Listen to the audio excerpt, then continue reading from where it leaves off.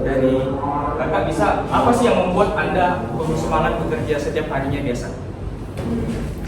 Aku dia.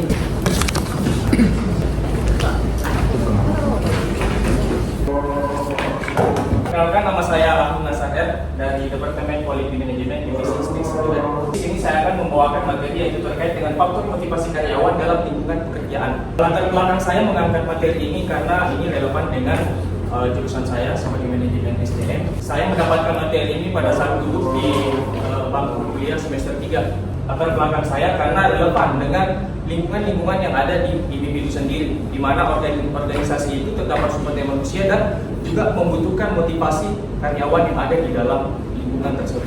Tanya, mungkin dari kakak bisa, apa sih yang membuat Anda penuh semangat bekerja setiap harinya biasa? Duit ya.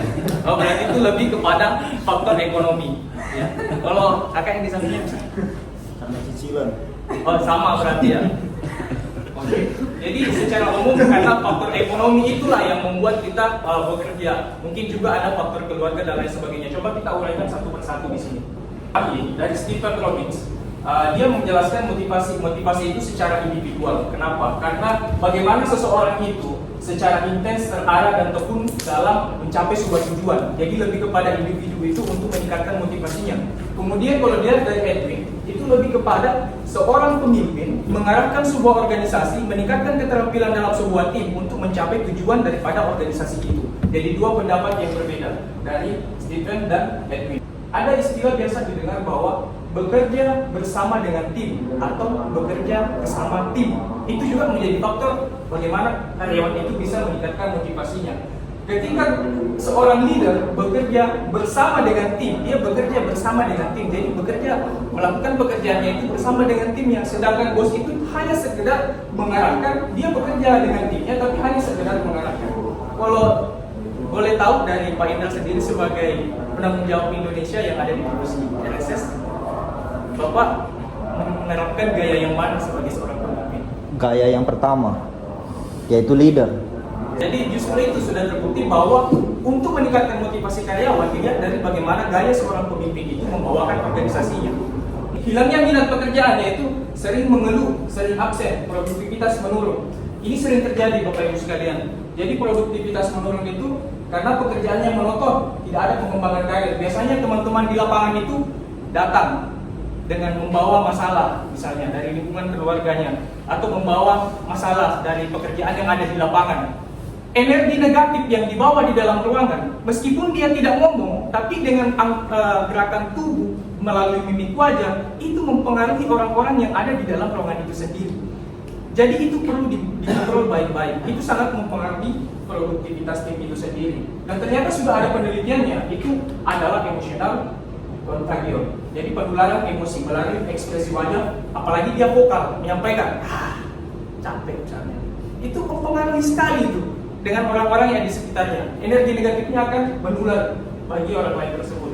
Pertumbuhan dari tahun 2020 sampai tahun 2026 itu jumlah karyawan itu melonjak 150%. Tapi meskipun banyak yang masuk, tetap juga ada yang keluar. Kenapa demikian? Karena dilihat dari analisis turnover dalam kepuasan kerja itu karena kelelahan kerja.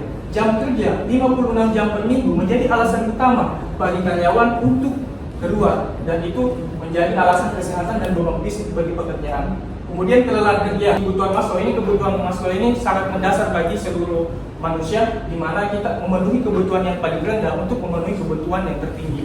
Misalnya kita dalam sebuah lingkungan, yang pertama kita butuhkan itu pasti adalah pemenuhan kebutuhan secara fundamental, yaitu fisiologis makanan. Nah, ketika makanan itu sudah terpenuhi, maka kita selanjutnya akan membutuhkan yang namanya rasa aman.